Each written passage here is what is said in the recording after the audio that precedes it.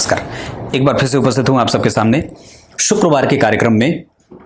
जन्म कुंडली के एकादशवें और जन्म कुंडली के द्वादश यानी कि 11वें और 12वें भाव में ग्रंथकार केतु के किसी भी भाव में, केतु के किसी भी राशि में बैठने का क्या प्रतिफल होता है, इसी कार्यक्रम के साथ उपस्थित हूं। शुरू करते हैं आज का कार्यक्रम। कहीं नहीं जाना है, बिल्कुल बन के रहिएगा। सबसे पहले तो कार्यक्रम पसंद का बटन दबाइए, उसके बाद जय श्री कृष्णा लिखने के बाद डेट ऑफ बर्थ, टाइम और प्लेस लिखें और अपने प्रश्न भी लिखें और रविवार का कार्यक्रम अवश्य देख लिया जाए। ग्रंथकार जन्म कुंडली के एकादशवें भाव में बैठे केतु पे, वैसे मैंने इस पे कार्यक्रम बनाया था, चतुर्थ, पंचम, दशम और एकादशवें भाव के राहु बहुत अच्छा परिणाम देते हैं।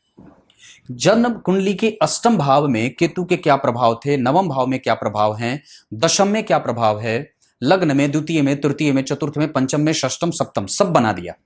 अब बारी एकादशवें भाव पे ग्रंथकार क्या कहते हैं। श्लोक में लिखा है,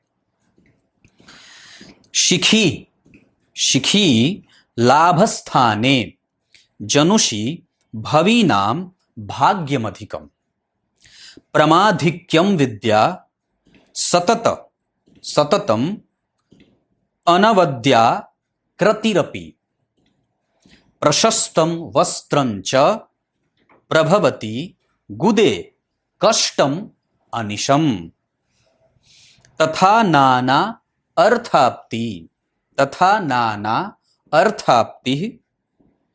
परम विकला संतति ततिह। लिखा है कि केतु यदि एकादशवें भाव में बैठे हों तो वो व्यक्ति पूर्ण भाग्यवान होता है, क्योंकि भाग्य का ये तीसरा भाव होता है और पापक ग्रह किसी भी भाव से जब तीसरे होते हैं तो उसके फल की वृद्धि कर देते हैं। इसका अर्थ है कि एकादशवें भाव में व्यक्ति की कुंडली में अगर केतु बैठेंगे तो वो भाग्य की प्राप्ति होती है, सद्भाग्य की प्राप्ति होती है। विशेष कांति, उत्तम विद्या, निर्मल आकृति और उत्तम वस्त्र धारण करने वाला होता है। उसे गुदा में बराबर कष्ट होता है, क्योंकि ये गुदा भाव है और इसका ये सुख है। तो गुदा भाव से चौथे, मतलब किसी भी भाव से चौथे उस भाव का सुख होता है। यानी कि इस भाव से चौथे भाव में केतु होने से आपको गुदा रोग हो सकता है, मांसपेशियों में खिंचाव और कई बार मांस की अधिकता या कई बार पेट के अंदरी हिस्से में अल्सर या पेट के अंदर के हिस्से में गांठें बनने के भी योग बन जाते हैं जब जन्म कुंडली के एकादशवें भाव में केतु होते हैं। तो आगे लिखा है, उसे विविध प्रकार से धन का लाभ, परंतु संतान हेतु वह अत्यंत विकल होता है, क्योंकि यहां से बैठ करके वो पांचवी दृष्टि से संतान भाव को देखते हैं। मतलब अगर आपकी कुंडली के एकादशवें भाव में केतु बैठे हैं तो आपको अपनी संतति से संबंध बहुत ही सोच समझ करके परिभाषित करने की आवश्यकता है।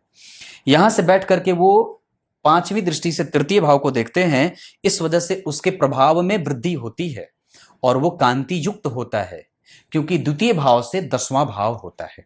अब बात करते हैं कि जन्म कुंडली के 12वें भाव में केतु कैसा परिणाम करते हैं। जन्म कुंडली के 12वें भाव में शनि हर्ष बली हो जाते हैं और केतु मोक्षदायक हो जाते हैं। पर ग्रंथकार क्या कहते हैं, यदा अपायागारम जनुषि यदि केतु उपगते महापीड़ा गुह्ये पदनयनयोः नाभिर्निकटे जयोवादे नित्यम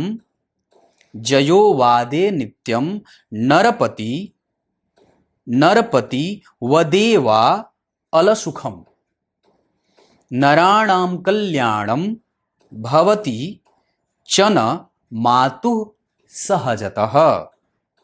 सहजतः।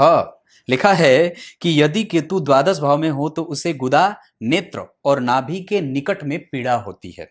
गुदा, नेत्र, क्योंकि 12वां भाव नेत्र का भी होता है, बाएं नेत्र का होता है। पुरुष की कुंडली के लिए बायां 12वां भाव बाईं नेत्र का होता है, पर स्त्री की कुंडली के लिए 12वां भाव दाहिने नेत्र का होता है।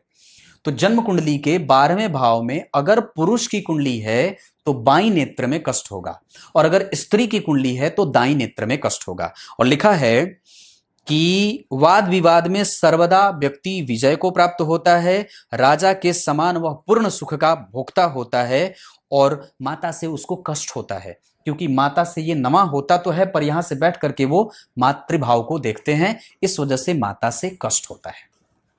कुछ इसी तरीके से आज के कार्यक्रम का समापन करते हैं। मुझे पूरा विश्वास है कि आप लोगों को ये केतु बहुत ही क्लियर हो गए होंगे। तब तक के लिए बहुत बहुत नमस्कार।